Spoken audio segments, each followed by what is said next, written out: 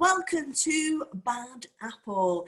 Bad Apple is a new sort of arty, do-it-yourself talk show where I get to talk to writers. That's right, writers who I would like to take a bite out of their apple, by which I mean like learn from them. I've picked people to interview who I think are cool and fun and interesting, and I think you will think that too. My very first guest on the very first Bad Apple is Jane Claire Bradley. She is an amazing woman. Jane, would you like to turn on your video? I asked her to turn it off while I did the introductions. That was my bright idea. Oh, she's here. Oh, there we go. Oh, hi Jane, thank you for joining us. Thank you so much for having me. I'm so excited. I'm so excited. I've got my hot chocolate, but I almost wished it was a boozy one. It feels like that level of excitement that probably could have done with a bit of a shot of rum in. Yeah, or maybe a lot of sugar if you're not a drinker, maybe 7 spoons of sugar. Or like just a lot of caffeine. If it's just tea, like the coffee and sugar. Yeah, caffeine buzz. Okay, so the reason, audience, that I've invited Jane is that I totally respect that she is the founding member of For Book's Sake, woo! Or For Book's Sake, as I would say. And For Book's Sake runs creative writing workshops, retreats and live events, and it's the live events where I first met Jane. So I went over to Manchester and did some poems there, and she was amazing presenter and also amazing writer and just general, good egg. Jane, tell me a little bit about why and how you set up For Book's Sake. Thank you. So For Book's Sake has been going for 10 years, which makes me feel very old. We celebrated our 10th birthday last month, and we are a non-profit organisation dedicated to championing women and non-binary writers. So when I first set it up 10 years ago, I was living in London. I was working in journalism at the time, and I was going to lots of spoken word events and poetry events, and I was reading as much as I could by women and non-binary writers, and a lot of what I was seeing was just that was not necessarily getting reflected in the coverage. So I was like seeing amazing writers and being like, they're so incredible, and yet they would, when they would talk and they would read from their book, they would say like it's not got reviewed anywhere, or they were really struggling to kind of get that, reach the readers. And for some artists, the way to do that is through live events, and that's the way that they build that following. You're a great example of that. But not every writer can do that or wants to do that. And so that getting that coverage and getting that way of reaching readers is really important. And, I think there's something in that idea of, there was a study that I saw that really, really kind of kicked me into action, and it was the Vida. They're an organisation in America, and they did this audit of media there and also some of our media. And at the time, reviews of books by women accounted for only between 1 in 3 and 1 in 4 of the books reviewed in the mainstream media. Wow, that's small. That's unbelievable. Okay, yeah.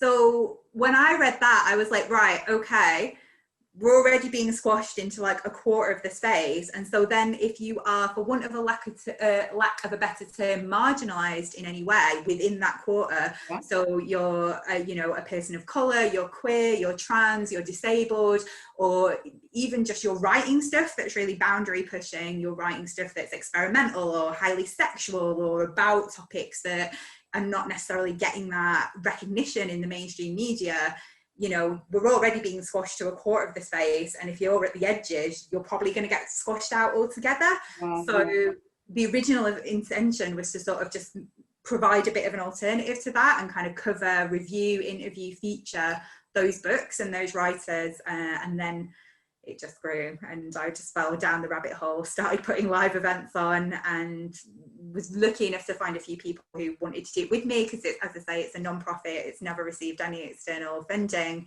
but I have met some amazing people through doing it, and we've kind of built it into what it's become today. Like Jane, like recently in the media there seems to be a lot of arguing and upset around like trans rights and around non-binary people, and I've seen, and there seems to have, from my perspective, I've been quite new to that world really. There seems to be a lot of rising feminists attacking the idea of who can call who a woman. And I'm just wondering, in terms of your events, like from it just. Oh, it's always, when I've been to your events over the past few years, it seemed quite seamless. Like, it's fine, women identifying as women, you can get up, and that hasn't seemed to be a problem. But like, what's your experience of that issue been with your events? Has there been any? There hasn't been any backlash from anyone who's transphobic, but I would like to think it's because those people are not coming. So we do have a kind of community content policy, which is that we don't allow transphobia and a few other phobias and isms, as you might expect. Yeah. I always try and make it really clear that, you know, our definition of women absolutely includes trans women. Trans women are women. So you're a woman, whether you're cis or trans, and you want to get up, amazing. And I think all the more important, especially as you say, in the rise of kind of so much transphobia happening in our media at the moment, like all the more important that we share the space we've got, you know. I think it's so important to kind of, I'm a cis woman, so that gives me a lot of privilege as I navigate the world, and I absolutely see it as my feminist responsibility to share that space with other women who might struggle to access that space for whatever reason, or face barriers to that space that I don't. So I always want to make that clear that trans women are absolutely welcome, non-binary people are absolutely welcome, and it's been brilliant. You know, we have some amazing trans women in our community, we have some amazing non-binary rights in our community, and they're incredible. So you know, even just from a purely selfish perspective, if my doors were closed to them, that would be me missing out on some like amazing art. Yeah. It's an absolute honour to get to kind of have that on the stage that I'm curating, and to get to kind of champion it and celebrate it. It's what a privilege to get to do that. It's so good to hear your passion talking about these issues, and your like positive kind of really person-centered approach, I suppose. It feels like there is like an overlap between your personal ethics and your work as a therapist, and also the events you run. I felt quite safe when I go to your events. They feel very warm, not warm and fuzzy, like warm and kind of inclusive in a good, some of these words are just rubbish, aren't they? Inclusive, holistic, sometimes they just sound like buzzwords that we want to say, and they don't really recognise the sort of like hot chocolate, warm, lovely feeling of the events. Do you want to talk a little bit about your experience as a therapist and like how that crosses over into spoken words, or do you want to do a poem? What do you want to do next year? It's up to you. Well, I'll tell you what, I've actually got a brand new, never performed before poem that I was going to tell you. Exclusive. And it's about my therapeutic work, so maybe that would be a good point to do that, if that sounds good. Okay, so let me just pull up, I'm going to try and do it on my screen so I can still look at you and not be nosed in a notebook. So we've got this poem, which I've never done before, but up until lockdown, I was working as a school counsellor in a primary school, and working with children who had experienced domestic violence in the home, or other sorts of violence. So kids that had been through some things. It was in a very, very low income area, which is something I'm sure we'll talk about later, but like kind of access across income lines and across class lines is something I'm really passionate about. I'm from a very rough council estate in Salford, so working class pride is very important to me. But yeah, I was working in this school and finding it really hard, and then I left, and this is a poem about that. So yeah, I wouldn't normally try and do less of a story before the poem, but maybe it's relevant given what we've just been talking about. It's okay, it's a chat show as well. We get to do more talking than poems. Yeah, thank you. I feel like it's like when you're at a spoken word event and you're like, I've just wasted my whole time like expecting to get bottled. Not really. I've never been bottled, touch wood. But sometimes you get that feeling that people are like, just get on with it. So thank you for being so patient and allowing that bit of context. Okay, so it's brand new. We'll give it a go. It's called Play-Doh Heart. My heart is red Play-Doh, smashed into pancakes every Wednesday by chubby little fists. We meet in a room converted from a store cupboard, with boxes of puppets and toy cars and a forest painted on the wall. Have a word with him, miss. He keeps drawing his dad surrounded by blood. He's scaring the other kids. They don't talk about the things they've seen. They have seen terrible things. If they remember them, they don't show it. Or say they just dip their fingertips in paint in the sandpit. They rebuild the dollhouse, use a fake plastic phone to order us pizza and chips. The youngest smells like mould from his damp school shirt that he washes himself each week in the bath. He finds ways to get sent to the staff room because that's where the biscuits in is. He is small but ravenous, a pulsing vortex of energy, hunger, fury, grief, and when I go to collect him, he's always alone, sulking, always got an angry little story about the punishment he endures every day. His hand in mine is like ice. When we get to the room, he kicks off his shoes and cackles, makes all the action figures bite. I remember that age. Bawling over dying baby birds fallen from nests. Shoebox funerals cheered by 5p ice pops, and after your tongue neon blue jumble sale roller skates. The jellyish skin on your knees like a secret if you peeled your scabs off too soon. Candles for power cuts. Being bathed in a toy box by the fire with water boiled in a pan, the weight of 6 blankets that still don't keep out the cold, monthly visits to the court-appointed mediator, custody battles, and the battles got hand-to-hand combat and bloodshed and temporary ceasefires that you just spend waiting, but you don't trust them enough to do anything else. My Play-Doh heart is starting to crumble. Lid left off and cracked at the edges, they tell you this might happen. That the things the kids say and the Dr. Seuss rhymes by the bookcases and the smell of school dinners might summon up ghosts. It's a weird haunting now. A double exposure on a photo. I look at them and see myself walking tightropes on the school wall. Defiance on one side and on the other just black. A murky dragon slime swamp of silence, not knowing, and shame. Call me naive, but it's been decades since then. I didn't expect things not to have changed. The thing is, then I have to tell them. One more abandonment, one more rejection. I'm not coming back next term. The oldest one takes it as a challenge. Spends our remaining sessions designing traps and tests. Yeah, miss, I've got one. I bet you don't know my favourite crisp. He goes pale and blushes when I tell him it skips. What about my top 3 Xbox games? I make him wait. Then FIFA, Call of Duty, Fortnite. Miss, that's sick. Are you leaving school to become a witch? I consider saying yes, but the school rules say we're not supposed to talk about ourselves. He's almost been expelled 6 times this term. The teachers say he's violent, he's only 10, but he already knows the language of intimidating women, of shifting body and voice to spark fear. But in our cupboard sanctuary, he talks about making his nan cups of tea, about when his baby sister was born, about the trip to the hospital and getting McDonald's after, how he jewels his punching bag every day so he can stand up for her when she needs. With me, he is funny, self-assured, soft face, laughing, letting me win at Connect 4. He misses our last session. Something happens at home, he starts a fight in the playground, I don't see him again. When I tell the youngest one we've only got a few more weeks, his face crumples like the paper planes he makes with meticulous lines, then hurls at the wall, wails like they're doomed pretend passengers as they fall. He paints a picture of us to persuade me to stay. We are holding hands with big crayon smiles. When that doesn't work, casts a curse. I promise you, miss, you will regret this. You'll be sorry tomorrow when you turn into a goblin. He is 6 years old.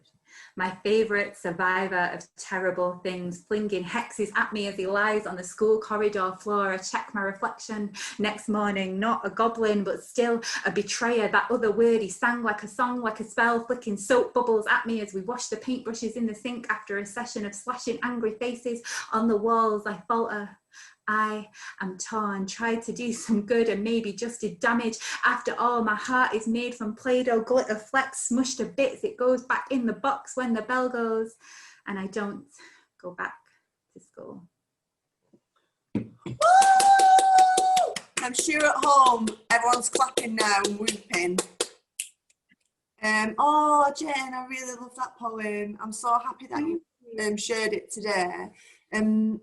I suppose there's two things I thought when I was listening to your poem. One was around, obviously, like I've worked a long time with children in like young people in care, and then also obviously in a primary school. And sometimes when my job changed before I became full time with the poetry, and I had to work with more families, you know, at risk of working with social workers. I was very like, oh, I don't think I can do it with the younger ones because it hurts me too much. So like, I think like I really feel like that emotion of when it's just so hard to work with small children, you love them. You know, you love them and you professionally love them, don't you? So, and I suppose like the other thing that is in like a intellectual sense, what's interesting about that piece is that in a lot of spoken word nights, we often the teenage years are like a really common place to go, and I don't mean that in a disparaging way. Like it's a rich place to go, that turn from the child to the adult, and lots of people write about the teenage years. And if you're watching and you don't really write and you're thinking maybe you could, that is like a real fertile place to grow some new poetry. But I suppose in that you talked about like being a small child, and I think that's a less common place to delve into. It feels a little bit like it's a that it's oh bloody hell, I thought it'd be a bit DIY. My phone's bloody ringing. Do you know what? It's my alarm to go and pick my daughter up. It's fine. Don't need to go and pick her up yet. I'm gonna keep this in. Turn it off. It feels like often poetry in the spoken word scene feels like therapy. What are your thoughts on that as a therapist? Totally. Like it totally crosses over. And I would even say that like doing one was a training ground for the other. Absolutely. And when I was doing my therapeutic training, I did a whole project, a research project about exactly this, because I was really seeing that in the sort of spoken word events that I was going to, and especially the ones that I was putting on, because as you say, that's what she said, which is the live event stream of For Book's Sake. We really do try and make it as safe and inclusive as we can, and I think as a result of that, people do feel able to maybe share material that might be a bit more sensitive or a bit more vulnerable.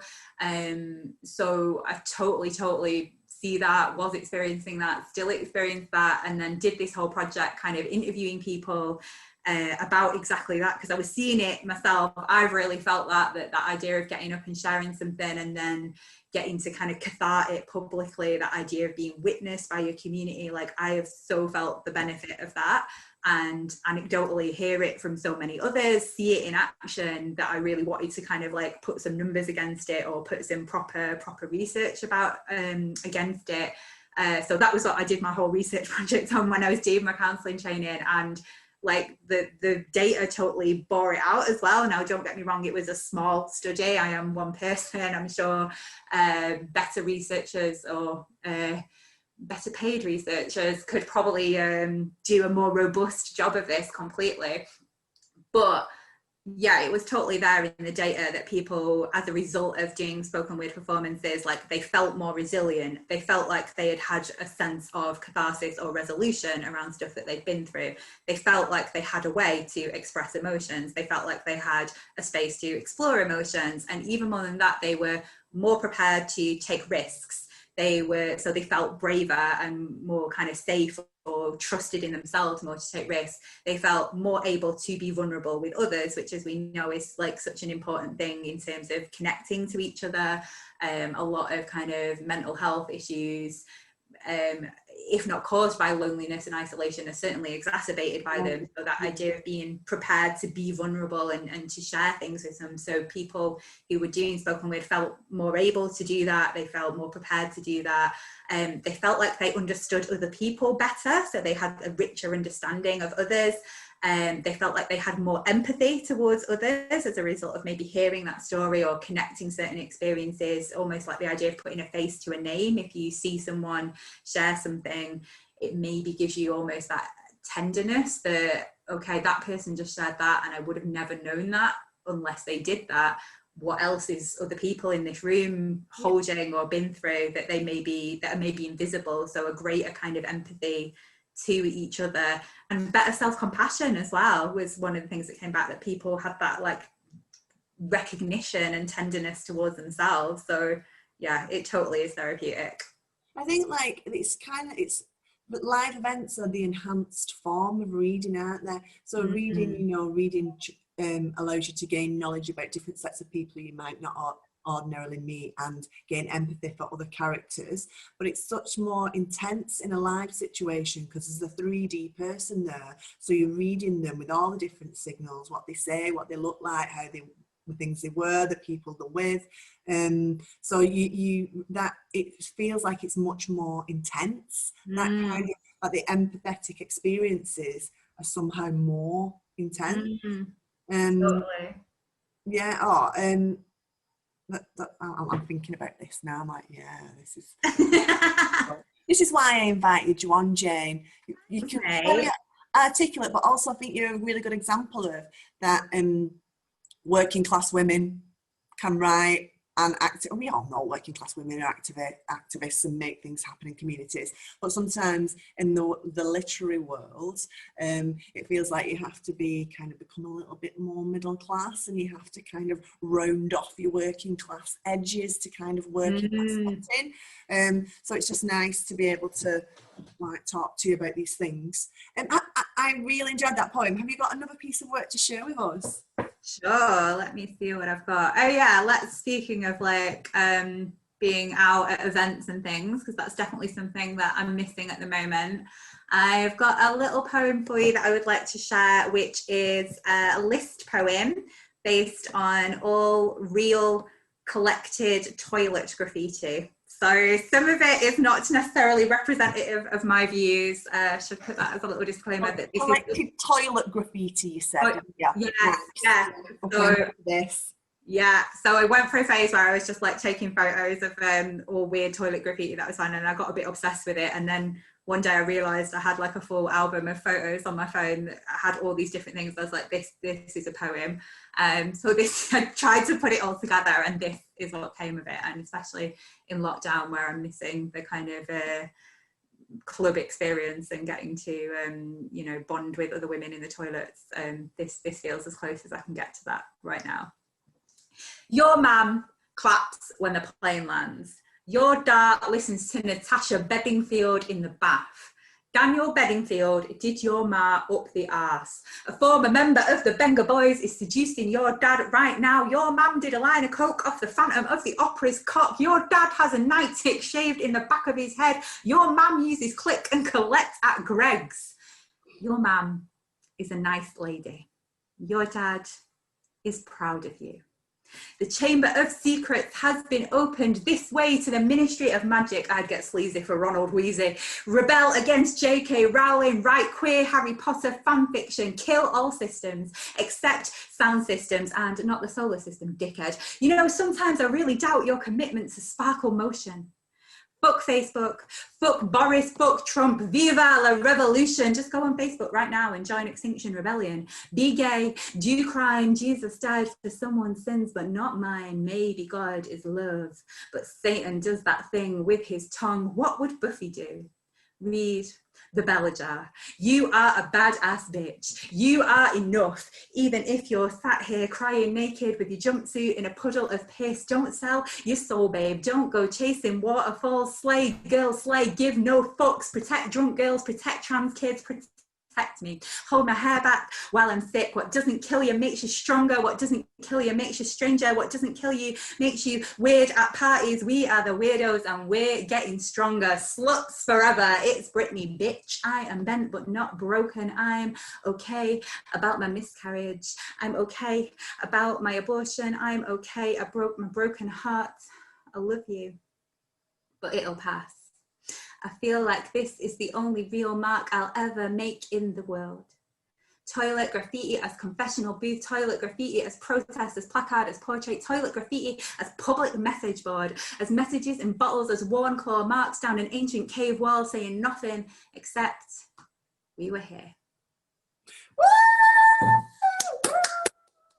Oh, I miss going out. You are going to some cool places because the proof is in the graffiti.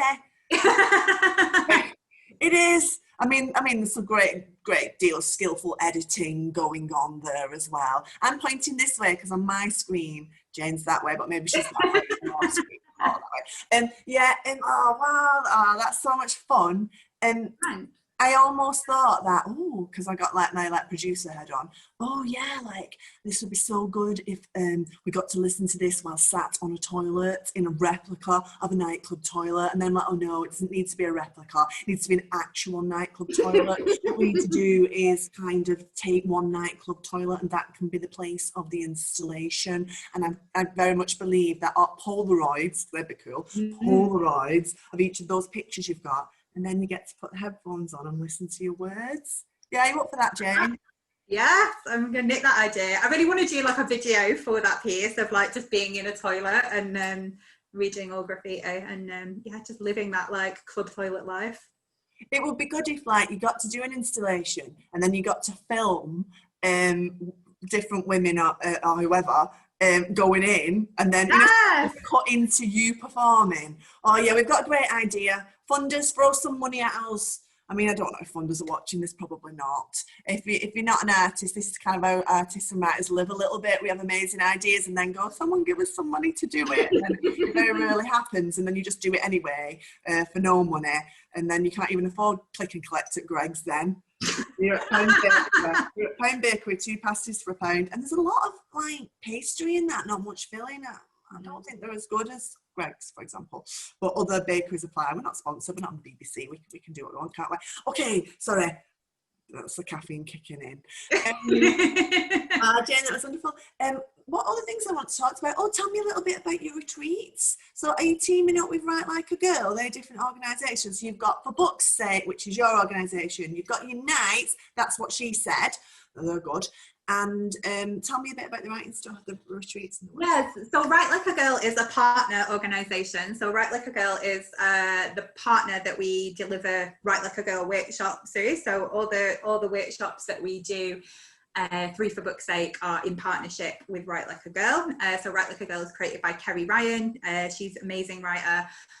Based down south. So then we met when I was living down south as well, and then when I moved back up north, Kerry was delivering these Write Like a Girl workshops in London. I wanted to do them in Manchester, so we kind of teamed up to broaden our girl gang. And so the retreats are through For Book's Sake, and they just started last year. Would have been doing them this very weekend, but sadly a global pandemic has got in the way, but I hope that they will be back. So yeah, that was something that the community's been asking for a really, really long time, and we're able to kind of launch that last year. So at the moment it's an amazing sort of eco cottage in the Peak District that I hire, and then women and non-binary writers can come. There's a little bit of structure to it that we do a little bit goal setting, but mostly it's that kind of time and space to work on your projects in the company of other women and non-binary writers. So a bit of peer support, bit of not having to think about washing up, childcare, politics, whatever it is that, you know, exactly as you just said earlier, that often women are socialized to be caretakers, often are caretakers within their community, often have like many hats that they wear, and the result of which often means that their own creative projects don't necessarily always get the time, space, attention that they deserve. So I think there is something, yes, it's a really personally important project because it's something, I'm a writer, I'm, you know, making time for my writing is something I still struggle to do, even though this is my job.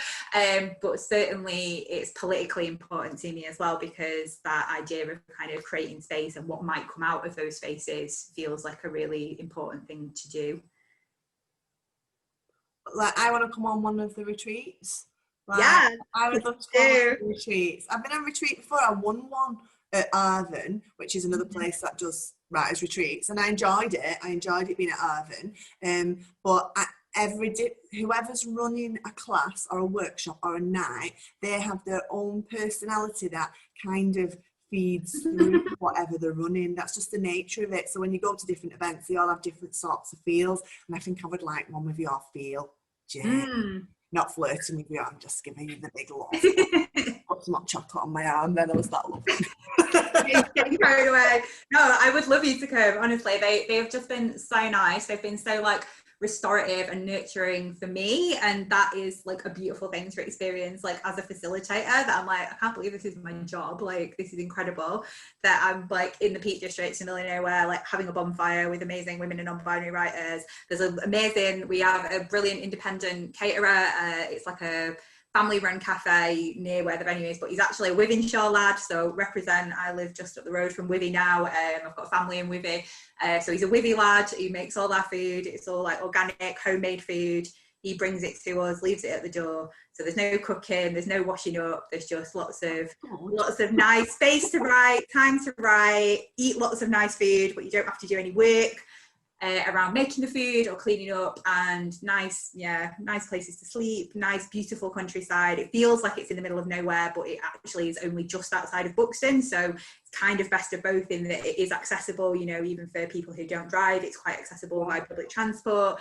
There's disabled access, which is something that is really difficult to get when you're looking at retreat venues. It's purpose built, so it's very like with it in eco terms, like it's you know, it's actually warm, but you don't feel like you're wasting loads of money or like carbon to get it heated, all that kind of thing. Like I feel like I've been really lucky with the venue partner that I found, and it just makes it feel like a really nice space. Yeah, and I feel you've probably not been lucky. I feel like you've probably got your values and you're looking for the best fit. There's so much things to try and weigh up. You want everyone to be able to come. You want it to be environmentally friendly. These are all really hard things to do, I know, from running events and putting events on. So good job, Jane. Thanks, mate. Good job, lad. Good job, love. Okay, so you've mentioned about sometimes not having enough time for your own writing, and we're coming towards the end of our brief chat, which is a bit of a shame.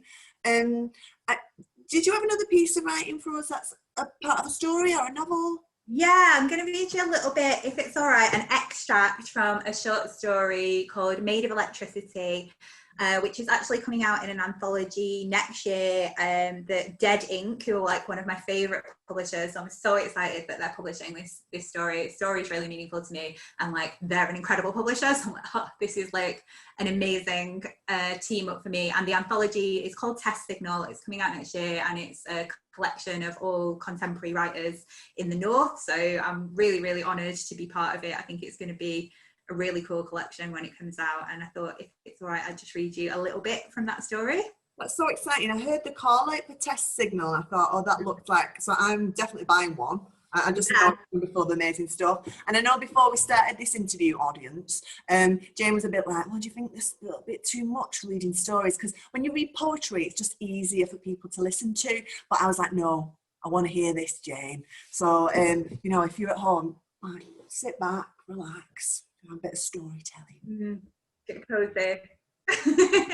Okay, so I don't think I need to give you any context. So the story is about two girls, best friends, and they live on an estate. Two other girls who are younger than them have gone missing years before, and essentially the story is about like growing up in the shadow of this major event that was a really big news story, but how for the children and teenagers growing up on that estate, it's this sort of like ghost that's hanging over them, but it actually it's something that their estate or their area is known for, but it's the question of the story is about how much it actually kind of impacts them, but that's not really in this bit, but maybe that just gives you a bit of Context. Yeah. On Fridays we babysit for Steph's cousins. We're old enough now to prefer it to the pub, where grown-ups ask us cutesy, patronising questions about homeworks, and boys ignore us entirely or leer when they ask us our age.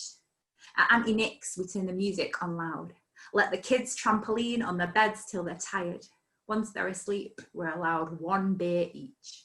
We slurp gold bubbles from green glass and belch the alphabet, and then we find Nick's stash of erotic novels. Is this really what it's like, I ask, after reading Steph a sex scene involving sex on horseback at sunset. Definitely, she says, rifling for another. Watch this. See if I can reenact this. She kneels up on the settee and drops the book. It lands pages up on the cushions with a soft flump of dust. I watch her, nonplussed. It's a trick, she says, snatching it up, to find where the dirty bits are. And it works. That page is the start of a chapter-long sex scene where the woman gets tied up and the man wears a mask and he makes her say please, then leaves her bound to the bed when he goes. The last line describes the growl of his motorbike as it disappears into the distance. This is stupid, I say. Like, how long is she supposed to stay there? What if she needs the toilet? You're right, Steph says, but her cheeks look hot and her eyes are starry as she frisbees the book across the room. It's ridiculous. By the time we're 15, we're sucked back to the pub. We still do spells sometimes to make boys like us, or to make them leave us alone, or to keep us safe from serial killers, or getting kidnapped, or being blown up with bombs. By now, we wear makeup to school every day, and to the pub, or wherever we go after. When we pass them, we hear the little kids doing dares to summon Imogen and Amber by saying their names 3 times or running back and forth past their houses. Their names give us a twinge like long ago imaginary friends. When it's the England game, Steph nicks 20 quid from her stepdad's wallet. We press through the halftime scrum at the bar.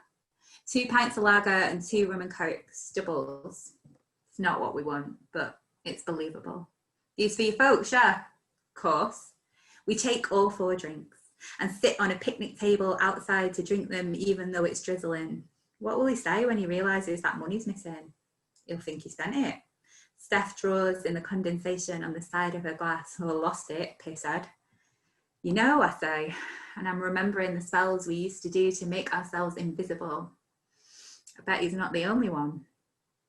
The game goes into extra time. Then penalties. We wriggle through the crowd. We see Auntie Nick with her new boyfriend, and I wonder who's watching Steph's cousins, but maybe they don't need babysitters anymore. Everyone's focus is on the screen, their jackets and bags abandoned on nearby chairs. We let the crowd jostle us, let things get knocked to the floor, return them with apologetic smiles no one even notices. By the time we get through the crush of people and into the disabled toilets on the other side of the room, I've got 3 wallets up my sleeve. Steph's got 2 and 2 more purses. We empty our spoils into the sink. Now, don't show me whose those are, I tell Steph as she starts rifling through them for cash. I don't want to feel guilty. You're too nice, she grins, but she tilts the one she's rummaging through away from me so I don't see the driver's license. We must have a death wish to do this in here. That's what makes it fun. As if to prove her point, she holds up a small clear plastic packet she's just unearthed from someone's wallet. Pills. In the next purse, an origami paper square. We smooth out the folds carefully to find a snowdrift of pale powder. We dump the wallets in the sanitary bin as England score the winning goal. The pub shakes with victory trance. We divide the money and drugs, hide them in our bra, then slip out of the pub towards home. There are slurred choruses of 3 lions in the street all night. Steph falls asleep curled up at the end of my single bed. The following Saturday, we've taken 2 each of the mystery pills, a pink shimmery candy floss feeling in the end of our fingers, making us laugh on the bus into town. On a whim, we convince that lad in the piercing place that we're over 18, then take it in turns to squeeze each other's hands as he threads the metal in. There's a storm on our way back and we stand under our tree, Steph prodding at the silver hoop in her belly button through a blood-speckled dressing, my chin webbed with drool from the bar in my tongue. She cackles when the thunder rumbles overhead. Stick your tongue out, dare ya? What for? So the lightning will go to you and not me. I remember a TV show about that and I tell her so. That's a myth, stupid. Why don't you prove it? I stare her down, grinning, then stick my tongue out.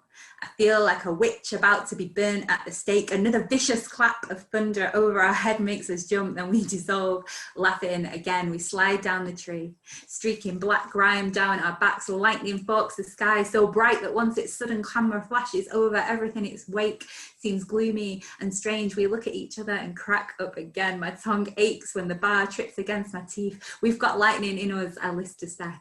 Excited, urgent, the drugs have made me hyper, mapping in all the invisible connections between anything. Babe, we're made of electricity in our veins. We've got powers. Yeah, superpowers. Steph shrieks, gleeful, trying to haul me upright and overbalancing. So we end up collapsed in a pile again. We stumble home arm in arm. Steph pretending to shoot lightning bolts from her fingertips. Pow, pow, pow. At everyone we pass. I'll leave it there for now, but a little bit. I want to read the full story. I love that. I was like, oh, they're so naughty, robbing the stuff out of the from the clothes, you know, from the bit where you hang your coats up. I remember going performing somewhere ages ago, like quite a few years ago, and one of the staff saying to me, "Don't leave your coat there, love. The pockets will go through." I'm a bit like, there's nothing worth robbing in my pockets. No, it's drugs, I'm afraid, nothing like that. Not even any money. Okay. Oh, Jen, thank you so much for joining me today. I really appreciate it. It's been very kind of you, and it's just been like a really nice kind of intimate experience, having my own little personal poetry and story reading. I've really enjoyed it. Thank you for coming. Thank you for having me. And if you're enjoying Jane's work, she's got her own website. I'll put links in the comments when this gets posted, so you can, you know, just basically follow her around and go to her events, help her to teach you how to write, and also buy her stuff. You know, if you're not a target audience, if you are a male, that's fine. You can still read all the work. Okay, thanks, Jane. Is there anything you'd like to say before you go? Because I'm aware I'm talking over you a little bit. No, you're good. Thank you so much for having me. I'm really excited to see the others in this series. It's such a nice idea, and especially in lockdown, as you say, like that intimacy of connection feels like something I'm really missing. So I'm really excited to see the other people that you'll have on. And I reckon I could probably touch your hand on one side. Can you touch? Yeah, good. Yeah, maybe. Right, the other side. Yay! Okay. Okay. Bye, Jane. See you soon. Thank you so much. Bye. Bye.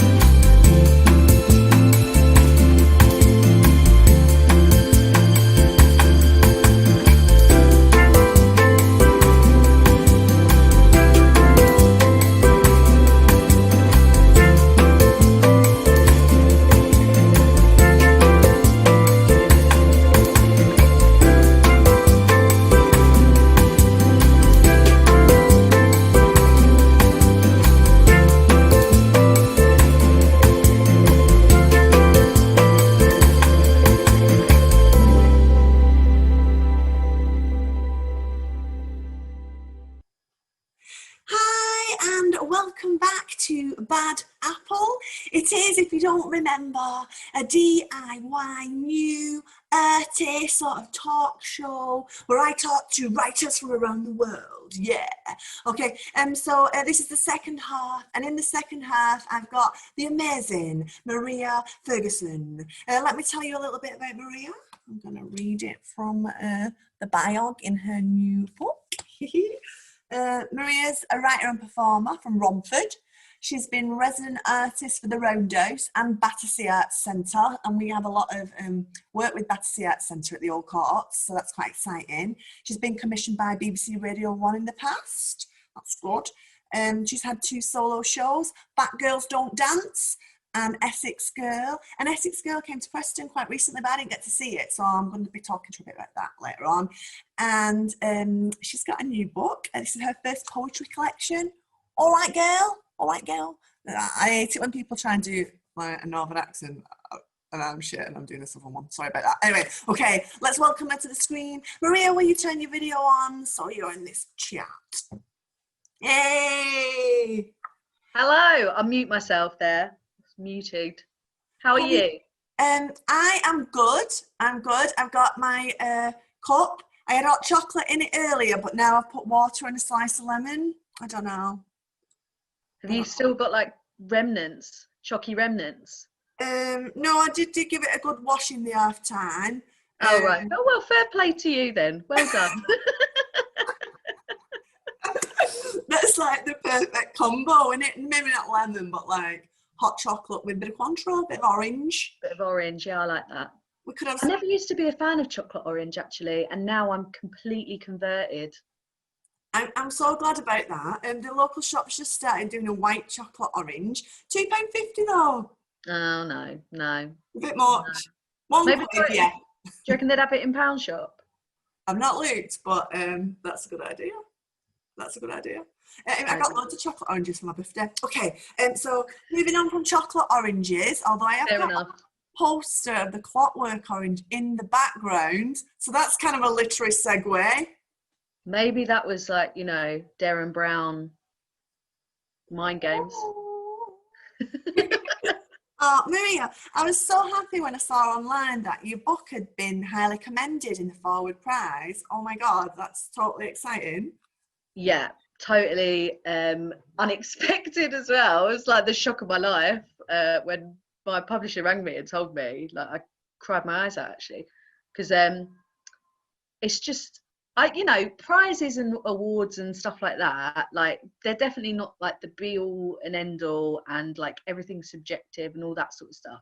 But the Forward Prize, I used to go to the Royal Festival Hall and like watch the poets on that stage and think, like, that could never be me. Like, and even though obviously I wasn't shortlisted, so it's not me, it's put that thing in my head that like I can be included in that world. I never thought I'd be in that world. So that you are and you can be as good as them. yeah.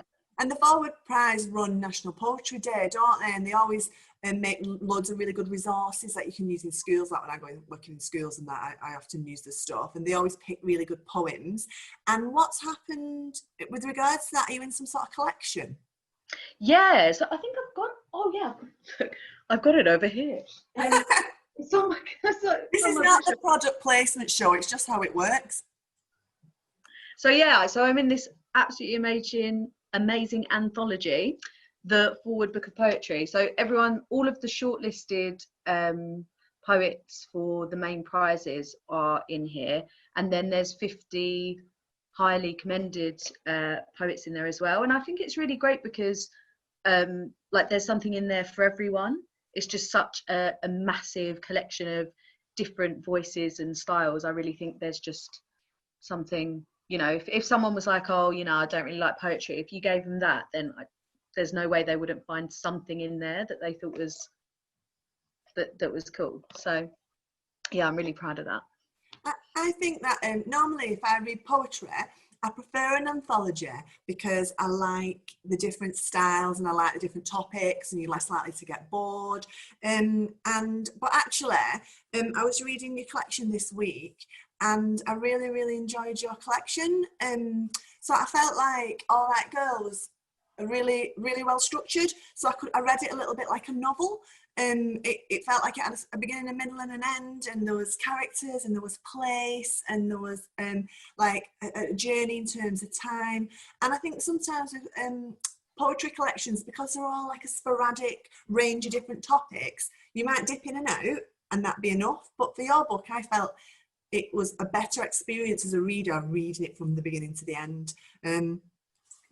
Like, what were you thinking about when you were structuring the book or choosing stuff for the book? First of all, thank you, because that's amazing to hear, because I'm not bad for that, but I do that too. Like a lot of the time, sometimes I dip in and out of poetry collections, or I don't read it from the front to the back, and it's like heresy, because obviously in a poetry collection it has been put in that order, or it should have been put in that order for a very good reason, and you should be able to read it like all the way through like that and it have its own life. So that's great that you've said that, so thank you. I guess I sort of had the poems that I wanted to include, and I really feel like the collection is sort of a journey of self. It's like an acceptance of self. And I do write from my own experience. so I sort of looked at the poems and thought, okay, you know, what sort of genre is that? What topic is that? Or where has that come in my life? So it's not necessarily chronological, but it's sort of like a feeling.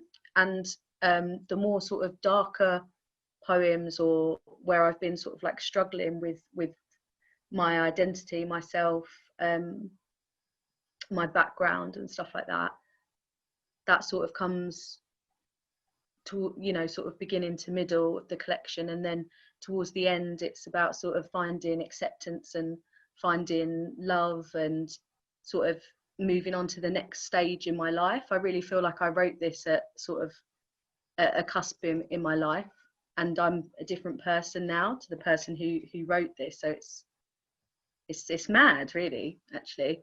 I quite liked how it was like set in this sort of like it was like bookended in setting kind of the idea of working as a barmaid, and I was like, oh, I want to hear about people who are working as barmaids. I want to hear about going to on the sunbeds for the first time and getting burnt. I really liked how there were loads of sort of metaphors and themes running through it. The idea of getting burnt and what does that mean when we get burnt by life in different ways. That was lovely, and I really liked something like the chocolate limes kept repeating, and chocolate limes and flying saucers in different places. And when I read from poem to poem, and then I clicked a little reference, I was like, oh, I like this. I like it. It's coming back. And it's a bit like when you're watching a dance performance and they do the same motif, like the same action again, and then it draws your eye to it.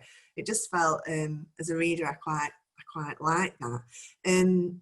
We were talking earlier before we started filming, because that's what you do, like the green room of well, not that's a card button, there's no green rooms.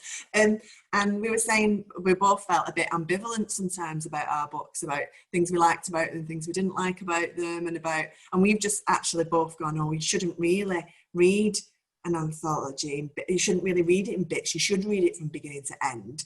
And really, I suppose, like, it's the idea of how do we read poetry. A lot of poetry should be read aloud, and I think this works really well read aloud.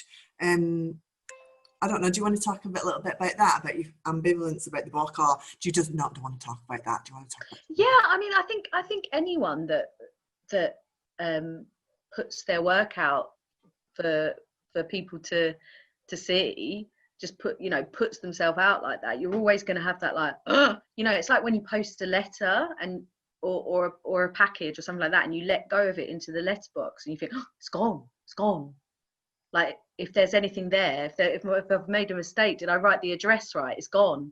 And it's that sort of that letting go that I think I find quite difficult. And also just because, like I said, I feel like I'm a completely different person now to when I was writing that book. And, you know, such is the life of an artist. You know, you're always going to be learning and growing, and sort of the most recent stuff like this won't be representative necessarily of you now, but it's like, you know, a time capsule. It's a time in your life, and you think, okay, well, that was then, and this is now, and so it will continue on and on and on. And like, dear reader, dear audience, I don't know Maria very well, so like for me, when I was reading the book, I didn't know what was the truth and what wasn't, and I read it like fiction, and it was like a glorious place to be in, like looking at your feelings as a child, your feelings as a young woman, falling in love. There was like loads of things that I connected with and really enjoyed.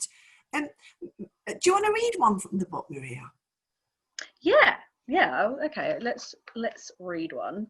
Maybe I'll read the one that was highly commended for the foreword, seeing as that's what we've been talking about and that's what's in the anthology. Yeah, cool.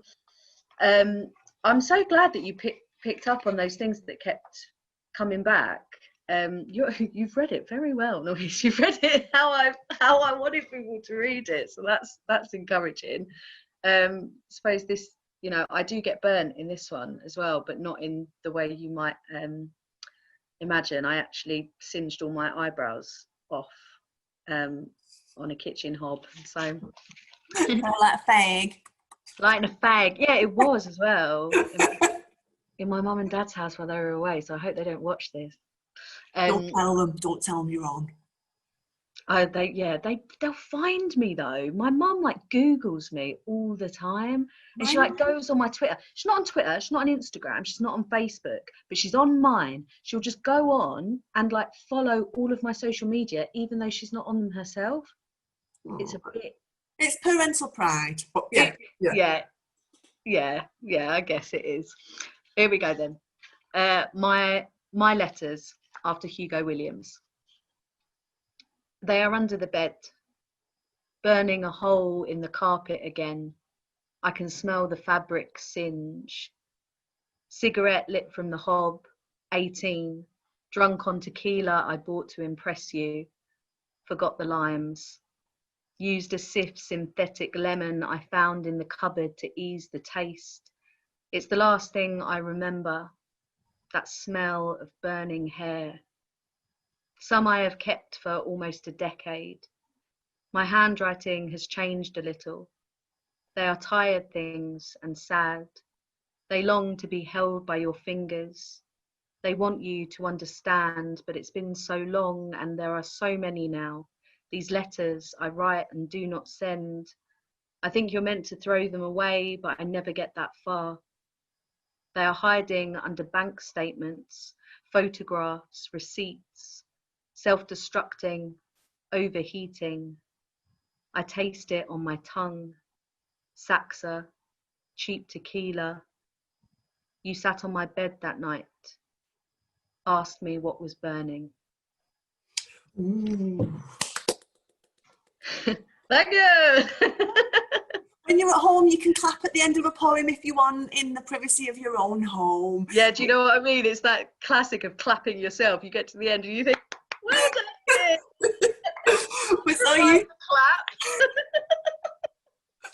We're so used to performing live that I know. Poem, they clap and then you feel dead happy. And Exactly. It's like, where's my instant gratification? I need a clap. Oh, super, yeah. Oh, that was beautiful. I mean, for people, anyone listening who's not necessarily traditional poetry audience, you said you did the title and then you said it was after. Was it Hugo Williams? Yeah. Yeah. Tell us a little bit about that. What does that mean for people who don't know? So I write loads of after poems because I nick all of the things I like from other poets, as I think we should. You know, that's what art's all about. It's like, you know, taking this and taking that and making magpies, artists are magpies. Yeah, exactly. So if you write an after poem, it means that there's you know, you've read a poem and then written sort of your own version of it, or it's a nod to that poem, or you've taken it as inspiration, or whatever, just so that you're sort of giving them the credit that they've influenced you in that way. And Hugo Williams has a poem that is called My Letters. I didn't even make up the title, that was his. And yeah, I really related to that poem. And it was about, you know, writing these letters and not sending them to the person that they're for, but imagining that you would. And how, you know, in Hugo Williams's poem, I think it's about reading them over breakfast, but he throws them like onto a fire, and yeah, it just really resonated with me, so gave him a little nod. Cheers for that one, Hugo. I think it's good to know that artists do that, because everyone does it, and it reminds me of the form, the golden shovel form, where you take a line from a poet that already exists and you incorporate it somehow in the new poem, and that way things get they have a longer life, don't they? Because if you're writing after another poem, it encourages people to look at that poet's work and share the poem too, and then you're sharing this kind of shared inspiration and imaginary world, which is kind of exciting. Exactly, yeah. And I think, you know, sort of to go, oh, okay, so that's after Hugo Williams, let me find that poem and read it. Oh yeah, I can see like where that came from, and you know what the original inspiration was.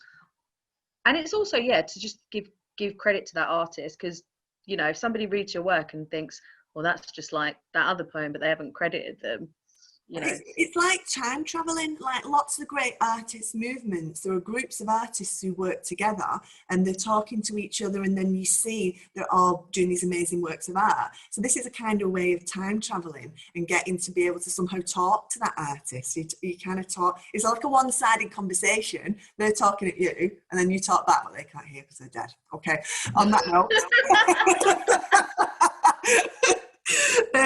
Okay, on that note, talking about things that are dead, not dead really, you did the 2 solo shows, Fat Girls Can't Dance, which I think is an amazing title, and Essex Girl, which I've not seen yet. Like, what's happening? Is Fat Girls Can't Dance dead now, or do you still tour it, or is Essex Girls you still touring, or not? I know we're not touring as such at the moment physically, but I'm just wondering where you're up to with that. Fat Girls Don't Dance, that's kind of done now. Yeah. That I took to Edinburgh in 2016. God, was it that long ago now? So I did a full run at Edinburgh in 2016, and then I sort of, but that wasn't published. So they're both published by Oberon, who now are no more actually. They've like merged with Methuen Drama. Because the guy who set up Oberon is retiring. So someone came to that show in Edinburgh and said, oh, I want to publish it. And I was like, yeah, all right, you know. But they did. I've got that here as well, I think. And that got published in 2017. Cute. Me with a cupcake. And I put sort of a sort of sequence of poems, I guess, in the back of that as well, called Mirrors, and they're all poems about body image, and sort of that journey of, or that part of my life where I had quite a bad relationship with sort of food and my body, and that's what the whole thing's about. And again, that feels like a completely different person again. And I absolutely loved this show, and I worked so hard on it. And it's not just poetry. Like I tap dance in it, you know, I do some like clowning in it. It's really sort of like a cross arts piece of theatre. And it was like my first 1 hour show, so it was really important to me. So that kind of, I put that to bed and was like, it feels like that's sort of done now. But I still read poems from the book. And then Essex Girl, which is my other one, that I did at Vault Festival in January 2019, and it won Show of the Week there, and it was shortlisted for this award at Soho Theatre. So I took it on like a UK tour last year, and then I started performing it in pubs with In Crowd, which are like a rural touring initiative, bringing theatre and music and comedy and just live art basically to rural communities in the UK. So I'd be performing it in a pub in the middle of nowhere, like in, I don't know, Wales or something, to 6 people and a dog, and it was amazing. I absolutely loved it. And unfortunately, a lot of the work that was cancelled when the pandemic hit was me doing the show in pubs. Yeah.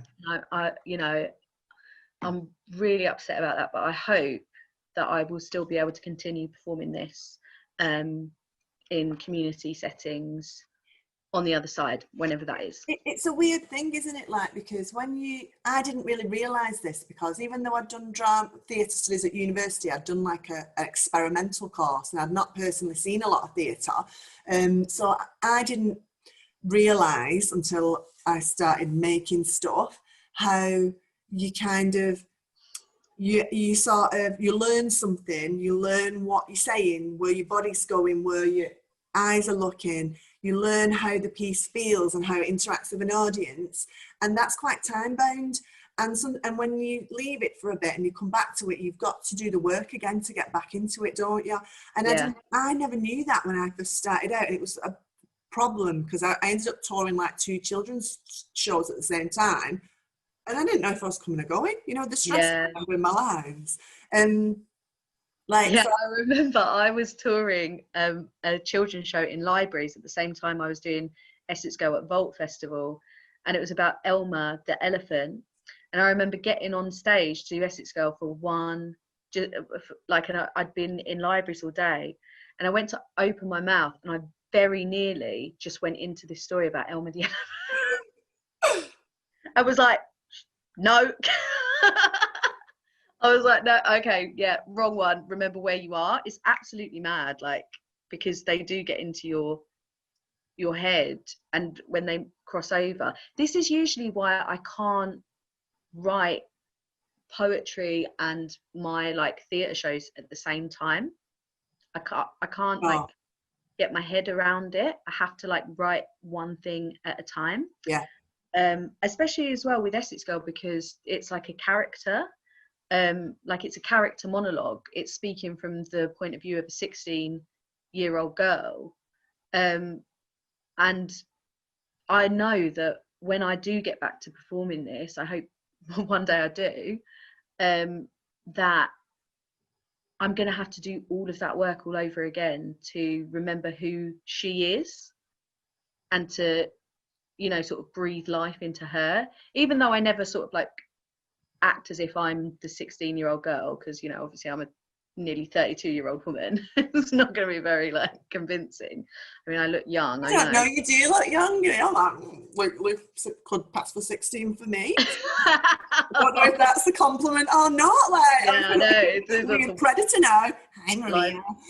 Bad lines. But yeah, it is that sort of getting into that mindset and telling that story, but making it so completely believable for the audience.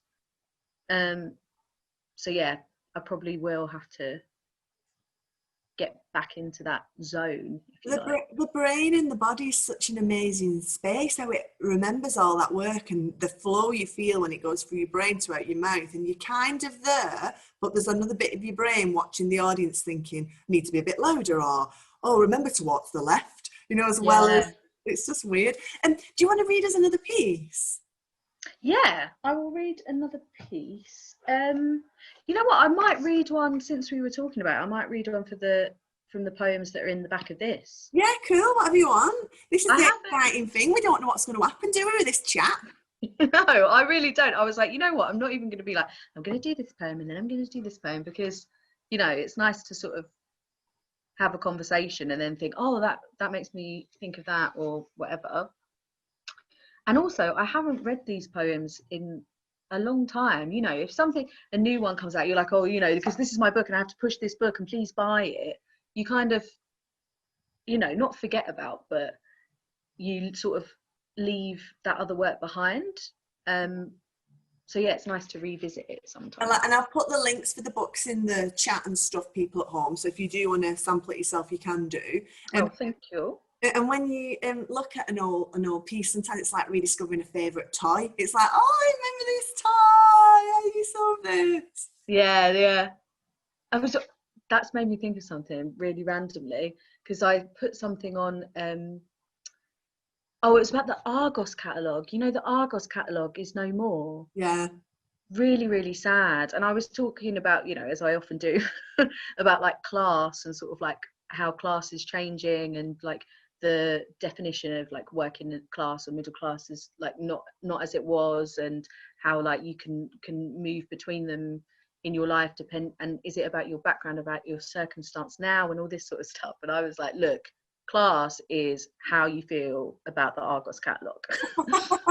Christmas. Can't have anything anywhere. I don't even know why you're circling. Your nan's. My nan used to get it out in like October and just be like, boof. Like, if we go through it and just be like, and we had like colour coding, one colour for the things that we wanted but we knew we couldn't afford or weren't going to get, and then another colour for like, I want that for my birthday. or for Christmas or whatever. And someone replied who I didn't know on Twitter, saying that it had reminded her of that baby, you know, My Baby All Gone. And it was a baby, a doll, obviously, that you fed cherries and like milk, but it would like disappear as if the doll was actually eating and drinking them. And I looked it up, and it was the scariest thing I've ever seen in my life. And I had one of those when I was younger, and I was just thinking, why was that appealing to me as a child?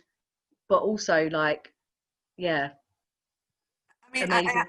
like, so when you said it, I don't know this particular doll. When you fed it the cherries and the milk, did it turn into poo at the other end and come out the other end? I'm sorry. No, it wasn't that Advanced. yeah, it wasn't that advanced. That's a stupid question. It wasn't that realistic. Like, did it look like it was disappearing from the bottle, or did it go inside the baby? No, it just looked like it was disappearing from the bottle. Okay. And then the spoon, like the cherry. Why are we talking about this? Sorry, I'm sorry for asking that question.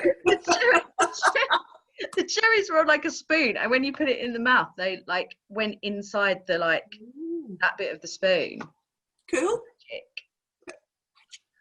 But yeah, it just made me think of that when you were thinking about toys. Anyway, let's do Let's do a really serious poem about body image. Can I swear on this or not? Yeah, you can swear, yeah. Okay, well, let's do this one. It's called Mirrors, and it's another after poem. See, I just nick everyone. So it's after Charlie Smith.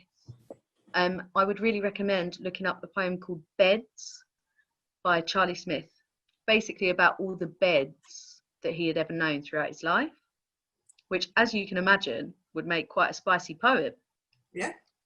So I did this in a workshop with Caroline Bird, this exercise. And also Caroline Bird, absolutely phenomenal poet. If you don't know it, look her up. And she's in this because she's nominated or shortlisted for Best Full Collection for her collection called The Air Year, and it's insane. And her workshops are insane because she just does so many writing exercises so quickly, and you always come out of that workshop with like a new idea, or you know, and you just she's amazing. Anyway, Mirrors after Charlie Smith's Beds. Full-length mirrors, compact mirrors, bathroom mirrors, hanging mirrors, mirrors that tempt you to stay, make you late, make you miss your train, fucking mirrors. The mirror that laughs in the corner as you place your hands over your ears and wing mirrors, rear view mirrors, mirrors in windows, mirrors in doors and spoons and microwaves and ovens and sunglasses, makeup on the bus, phone screens and wasted hours, states of undress, mirrors that speak, that say, hey sugar, just look at you. How much did you have last night? Go get 'em, tiger, or darling, you have to try. You have to try, you have to try. And dust and watermarks and toothpaste and mirrors covered, mirrors in mourning, mirrors don't lie, mirrors distorted, crooked house mirrors and circus tricks, crying and hours and glass and shiny, magpie, my brother, ketamine, inspecting your eyes, teeth, cheeks, skin, breasts, stomach, hips. This mirror's a prick, this mirror's a friend, this mirror is me, is him, is them, is laughing, crying, helpless and hurting, shouting, it whispers, it never sleeps, it will watch you, even when you are not looking. These mirrors, I am sick to the back teeth of seeing, broken mirrors, and 7 years bad luck, cut fingers and bleeding, and mirrors that won't let me go. These mirrors that love me too much.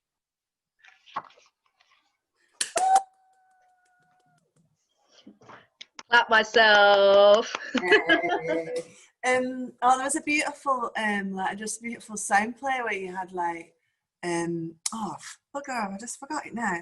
Morning and distorting and morning. Oh, I really like that. I was like, ooh, thank you.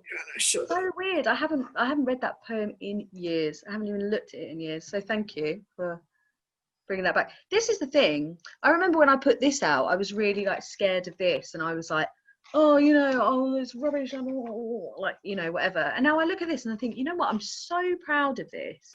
Like, and I'm so, and there's bits in it where I'm like, yeah, I wouldn't write that now, but it was me at the time, and it's so just like of itself, you know. Yeah. I took a picture of one of your poems out the book called, it's the one for my girls, it's a sonnet. So, and yeah. I posted it on my Instagram and tagged some of my female friends in it. Oh, they proper loved it. Like, everyone was commenting on my Insta going, oh, I love this, I feel this. It's about these friends being the centre of your earth. And I really enjoyed that, because I've done a few in one of my books about going out and stuff. So I just feel like, yeah, particularly now I was stuck in. Like, I really got a real sense of wanting to be out, and that craziness of the night unfolding. Because you can still do that when you're getting older, it's fine. Yeah, well, this is the thing as well, because that sonnet, for my girls, and then obviously there's a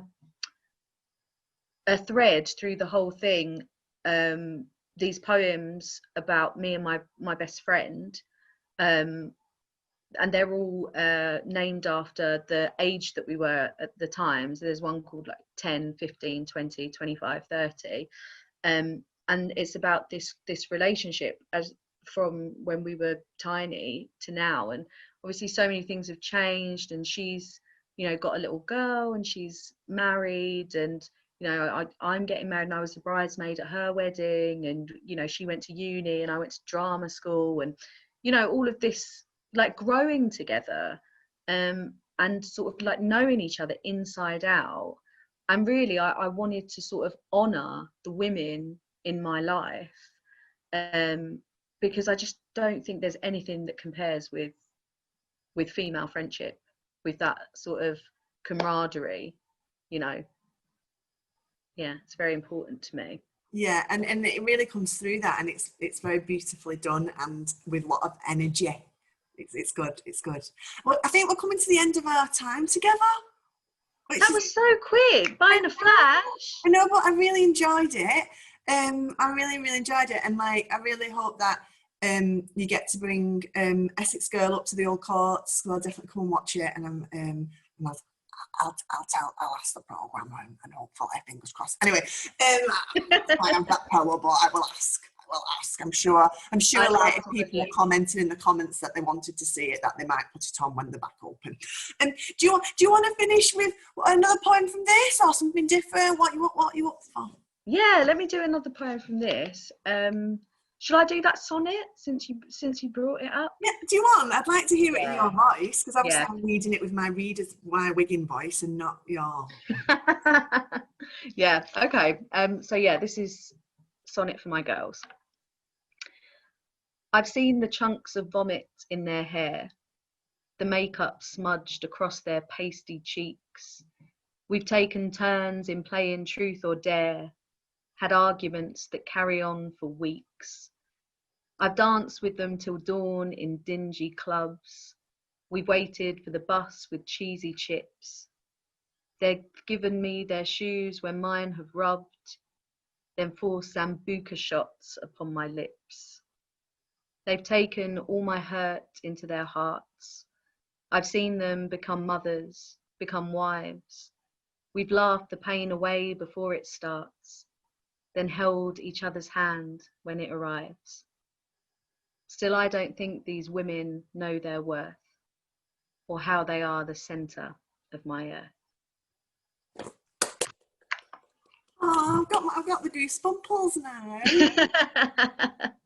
One of my friends on Instagram said, oh no, like she basically said, no, I'm not crying, you are. And I was a bit like, oh, I didn't think it was that tender. But then when you did it, I was a bit like, oh. Oh, Maria, it's been so good to talk to you. Thank you so much for coming on Bad Apple. Yeah, the new show, Bad Apple. I've not got like a sign for it. Probably don't need a sign, do you? Most talk shows don't have Parkinson didn't have a symbol, did it? Parkinson massive. Okay, thanks for coming on, Maria. Thanks for having me. Our great audience at home, you know, click on our website. I'll put the links in. Tell her how much you love her. The same for her, Jane. Go on. Like, buy my Oh yeah, look, she's got Oh. sexy book. This is a sexy book. Jiggle. Okay, bye everyone. Have a great Sunday. See you next month with more Bad Apple. Bye, Maria. Bye. If you've enjoyed watching the Old Courts live and you'd like to make a donation to support the work we do, please head over to www.theoldcourts.com/donate. This year's been incredibly difficult for most arts organisations and we're no different. But with a huge effort and support from you and from our funders, we've managed to secure our organisation and the jobs of every staff member. We've also provided 343 artists with paid work for the Old Courts Live. And our volunteers have delivered over 700 food parcels and made 600 calls to isolated local residents. But the battle isn't over yet. We're currently closed to the public with zero income and we don't know how long this closure is going to last. If you can help by making a donation, then you're helping to secure your arts centre. We're hoping to be around for a long, long time.